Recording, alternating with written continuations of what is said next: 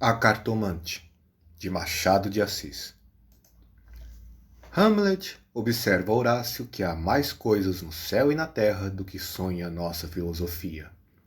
Era a mesma explicação que dava a bela Rita ao moço Camilo, numa sexta-feira de novembro de 1869, quando este ria dela por ter ido na véspera consultar uma cartomante. A diferença é que o fazia por outras palavras. Ria, ria!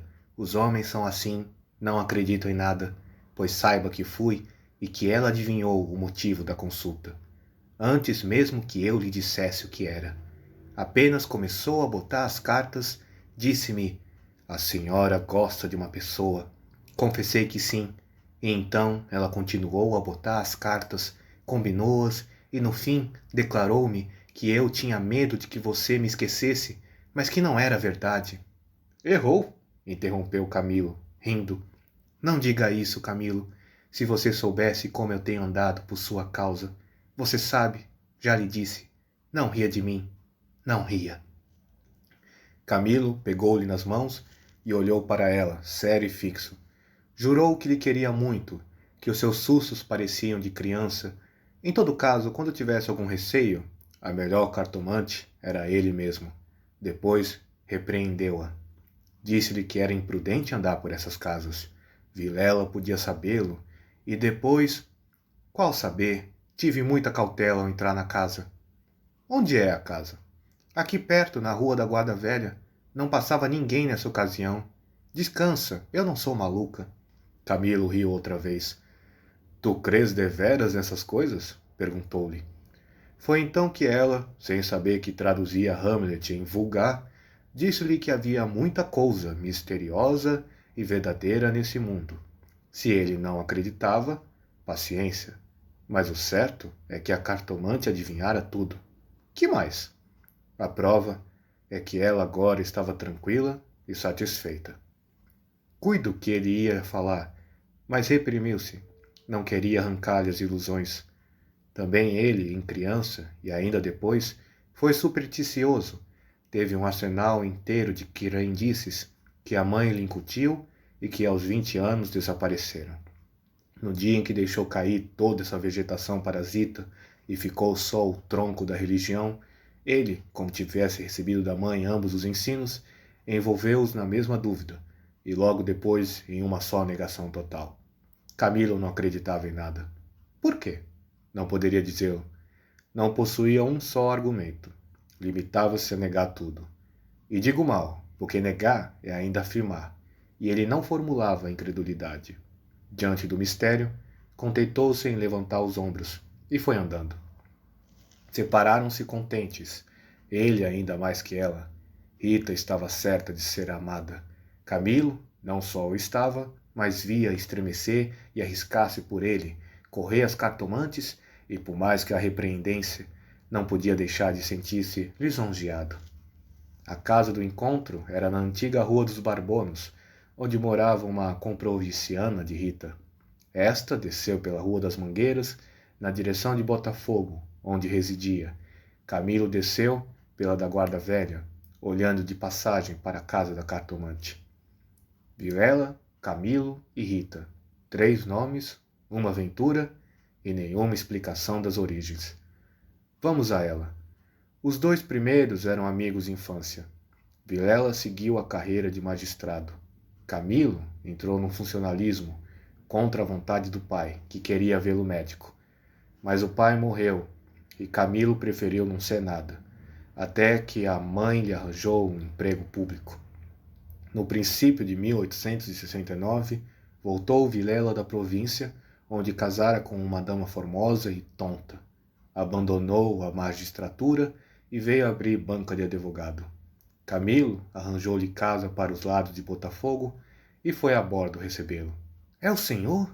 Exclamou Rita, estendendo-lhe a mão. Não imagina como meu marido é seu amigo. Falava sempre do senhor. Camilo e Vilela olharam-se com ternura. Eram amigos deveras. Depois, Camilo confessou de si para si que a mulher do Vilela não desmentia as cartas do marido. Realmente era graciosa e viva nos gestos, olhos cálidos, boca fina e interrogativa. Era um pouco mais velha que ambos. Contava 30 anos, Vilela 29 e Camilo 26. Entretanto, o porte grave de Vilela fazia-o parecer mais velho que a mulher, enquanto Camilo era um ingênuo na vida moral e prática. Faltava-lhe tanto a ação do tempo como os óculos de cristal que a natureza põe no berço de alguns para adiantar os anos. Nem experiência, nem intuição.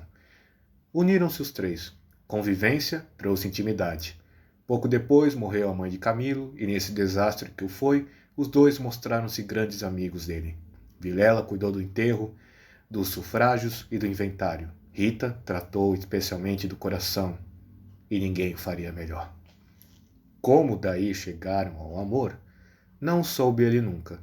A verdade é que gostava de passar as horas ao lado dela. Era sua enfermeira moral, quase uma irmã, mas principalmente era mulher e bonita. Odor de femina. Eis o que ele aspirava nela, e em volta dela para incorporá-lo em si próprio. Liam os mesmos livros, iam juntos a teatros e passeios. Camilo ensinou-lhes as damas e o xadrez e jogava às noites, ela mal. Ele, para lhe ser agradável, pouco menos mal. Até aí as coisas. Agora a ação da pessoa, os olhos teimosos de Rita, que o procuravam muitas vezes, os deles, que os consultavam antes de o fazer ao marido, as mãos frias, as atitudes insólitas. Um dia, fazendo ele anos, recebeu de Vilela uma rica bengala de presente e de Rita apenas um cartão com um vulgar cumprimento a lápis, e foi então que ele pôde ler no próprio coração. Não conseguia arrancar os olhos do bilhetinho. Palavras vulgares, mas há vulgaridades sublimes, ou pelo menos deleitosas. A velha caleça de praça, em que pela primeira vez passeaste com a mulher amada, fechadinho ambos, vale o carro de Apolo.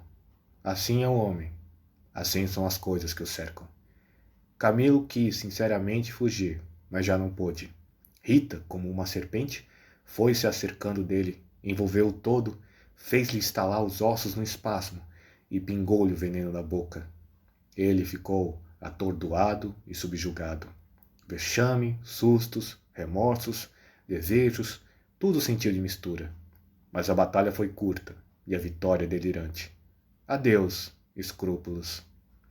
Não tardou que o sapato se acomodasse ao pé, e aí foram ambos, estrada fora, braços dados, pisando folgadamente por cima de ervas e pedregulhos, sem padecer nada mais que algumas saudades, quando estavam ausentes um do outro. A confiança e estima de Vilela continuavam a ser as mesmas. Um dia, porém, recebeu Camilo uma carta anônima, que lhe chamava imoral e pérfido, e dizia que a aventura era sabida de todos. Camilo teve medo, e para desviar suspeitas, começou a rarear as visitas à casa de Vilela. Este notou-lhe as ausências. Camilo respondeu que o motivo era uma paixão frívola de rapaz. Candura gerou astúcia. As ausências prolongaram-se e as visitas cessaram inteiramente. Pode ser que entrasse também nisso um pouco de amor próprio, uma intenção de diminuir os obséquios do marido para tornar menos dura a leivosia do ato. Foi por esse tempo que Rita, desconfiada e medrosa, correu à cartomante para consultá-la sobre a verdadeira causa do procedimento de Camilo. Vimos que a cartomante restituiu-lhe a confiança e que o rapaz repreendeu-a por ter feito o que fez. Correram ainda algumas semanas. Camilo recebeu mais 2 ou 3 cartas anônimas, tão apaixonadas que não podiam ser a advertência da virtude, mas despeito de algum pretendente. Tal foi a opinião de Rita, que, por outras palavras mal compostas, formulou este pensamento. A virtude é preguiçosa e avara, não gasta tempo nem papel. Só o interesse é ativo e pródigo. Nem por isso Camilo ficou mais sossegado. Temia que o anônimo fosse ter com Vilela e a catástrofe viria então, sem remédio. Rita concordou que era possível. Bem, disse ela, eu levo sobrescritos para comparar a letra com a das cartas que lá aparecerem. Se alguma for igual, guardo-a e rasgo-a. Nenhuma apareceu. Mas daí a algum tempo, Vilela começou a mostrar-se sombrio, falando pouco, como desconfiado. Rita deu-se pressa em dizê-lo ao outro, e sobre isso deliberaram. A opinião dela é que Camilo devia tornar a casa deles, tatear o marido, e pode ser até que lhe ouvisse a confidência de algum negócio particular. Camilo divergia. Aparecer depois de tantos meses era confirmar a suspeita ou denúncia. Mais valia acautelaram-se, sacrificando-se por algumas semanas. Combinaram os meios de se corresponderem, em caso de necessidade, e separaram-se com lágrimas. No dia seguinte, estando na repartição, recebeu Camilo esse bilhete de Vilela. Vem já, já, à nossa casa. Preciso falar-te, sem demora. Era mais de meio-dia. Camilo saiu logo. Na rua, advertiu que teria sido mais natural chamá-lo ao escritório. Por que em casa? Tudo indicava matéria especial, e a letra, fosse realidade ou ilusão, afigurou-se-lhe trêmula. Ele combinou todas essas coisas com a notícia da véspera. Vem já, já, à nossa casa. Preciso falar-te sem demora. Repetia ele com os olhos no papel. Imaginariamente viu a ponta da orelha de um drama. Rita subjugada e lacrimosa, Vilela indignado, pegando na pena e escrevendo o bilhete, certo de que ele acudiria, e esperando-o para matá-lo. Camilo estremeceu. Tinha medo. Depois sorriu amarelo e, em todo caso, repugnava-lhe a ideia de recuar, e foi andando. De caminho, lembrou-se de ir à casa. Podia achar algum recado de Rita que lhe explicasse tudo. Não achou nada, nem ninguém. Voltou à rua, e a ideia de estarem descobertos parecia-lhe cada vez mais verossímil. Era natural uma denúncia anônima, até da própria pessoa que o ameaçara antes. Podia ser que Vilela conhecesse tudo agora. A mesma suspensão das suas visitas, sem motivo aparente, apenas com um pretexto fútil, viria a confirmar o resto. Camilo ia andando inquieto e nervoso. Não relia o bilhete, mas as palavras estavam decoradas, diante dos olhos fixos, ou então, o que era ainda pior, eram-lhe murmuradas ao ouvido, com a própria voz de Vilela. Vem já, já à nossa casa. Preciso falar-te sem demora. Ditas assim pela voz do outro, tinham um tom de mistério e ameaça. Vem já, já para quê? Era perto de 1 hora da tarde. A comoção crescia de minuto a minuto. Tanto imaginou que se iria passar que chegou a crê-lo e vê-lo. Positivamente tinha medo. Entrou a cogitar em ir armado, considerando que, se nada houvesse, nada perdia, e a precaução era útil. Logo depois rejeitava a ideia, vexado de si mesmo, e seguia, picando o passo na direção do Largo da Carioca, para entrar num Tilbury. Chegou, entrou e mandou seguir a trote largo. Quanto antes, melhor, pensou ele. Não posso estar assim. Mas o mesmo trote do cavalo veio agravar-lhe a comoção.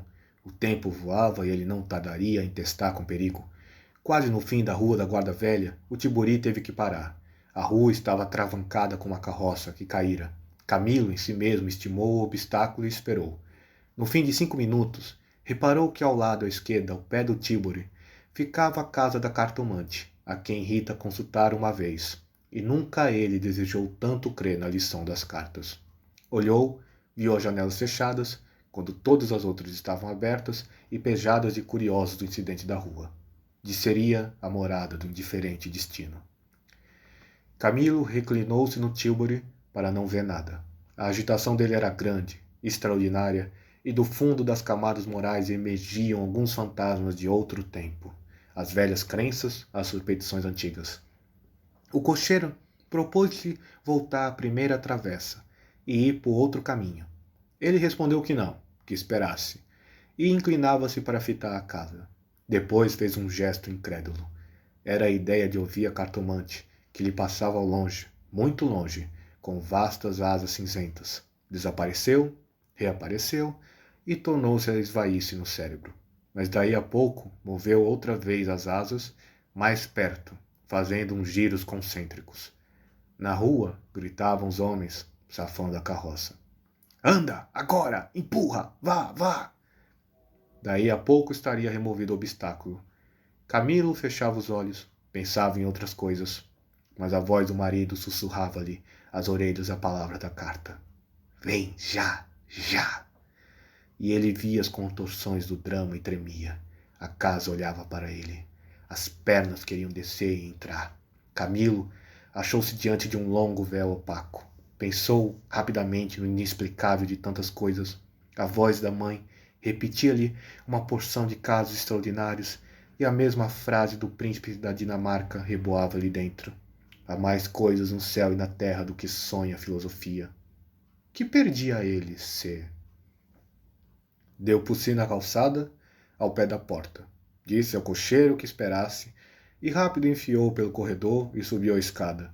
A luz era pouca. Os degraus comidos dos pés, o corrimão pegajoso. Mas ele não viu, nem sentiu nada. Trepou e bateu. Não aparecendo ninguém, teve ideia de descer.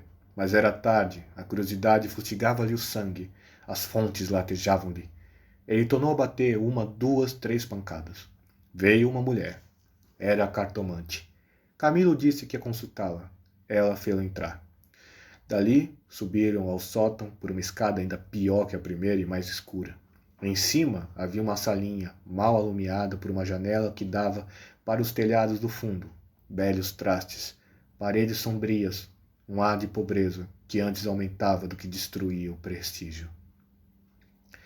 A cartomante fê-lo sentar diante da mesa e sentou-se do lado oposto, com as costas para a janela, de maneira que a pouca luz de fora batia em cheio no rosto de Camilo. Abriu uma gaveta e tirou um baralho de cartas compridas e enxovalhadas. Enquanto as baralhava, rapidamente, olhava para ele, não de rosto, mas por baixo dos olhos. Era uma mulher de 40 anos, italiana, morena e magra, com grandes olhos sonsos e agudos. Voltou 3 cartas sobre a mesa e disse-lhe: Vejamos primeiro o que é que o traz aqui. O senhor tem um grande susto. Camilo, maravilhado, fez um gesto afirmativo. E quer saber, continuou ela, se lhe acontecerá alguma coisa ou não. A mim e a ela, explicou vivamente ele. A cartomante não sorriu. Disse-lhe só que esperasse. Rápido, pegou outra vez as cartas e baralhou-as, com os longos dedos finos, de unhas descuradas. Baralhou-as bem, transpôs os maços 1, 2, 3 vezes. Depois começou a estendê-las. Camilo tinha os olhos nela, curioso e ansioso. As cartas dizem-me... Camilo inclinou-se para beber uma a uma as palavras. Então, ela declarou-lhe que não tivesse medo de nada.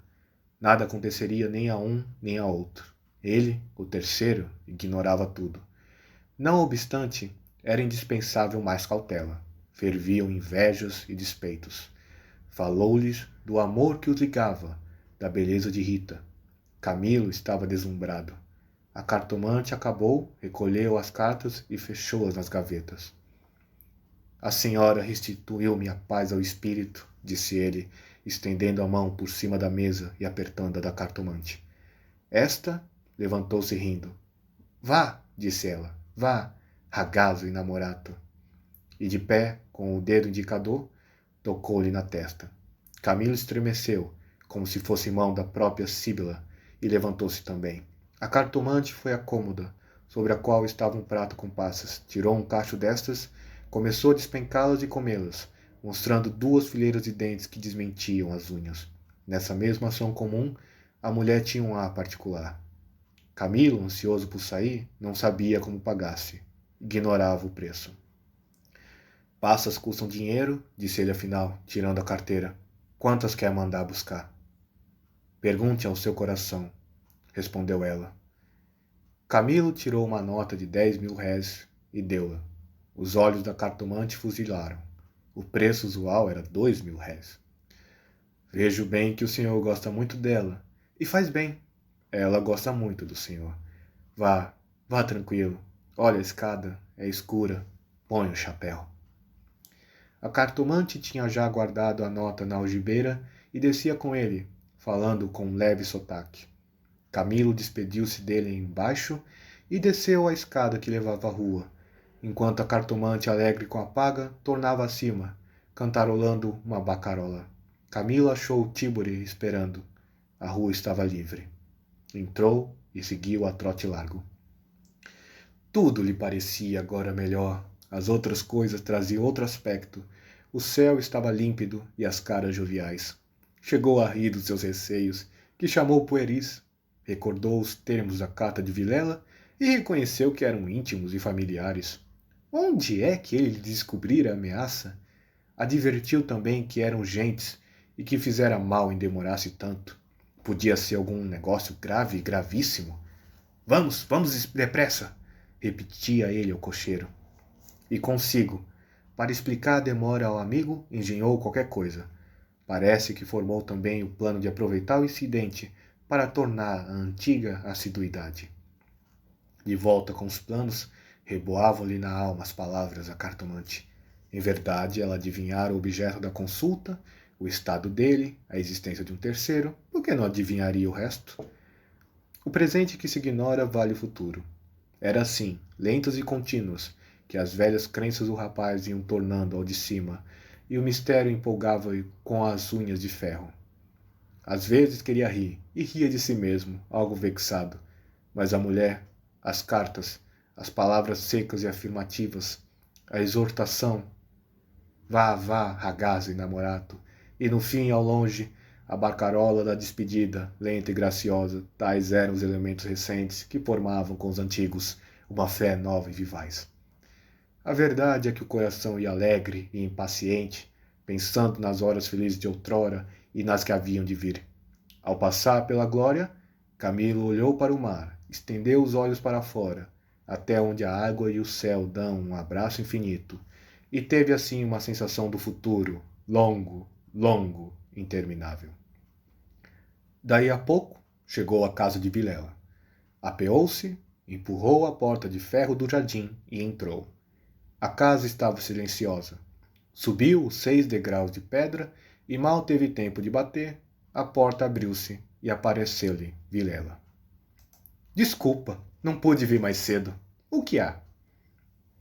Vilela não lhe respondeu. Tinha as feições decompostas. Fez-lhe sinal e foram para uma saleta interior. Entrando, Camilo não pôde sufocar um grito de terror. Ao fundo, sobre o canapé, estava Rita, morta e ensanguentada.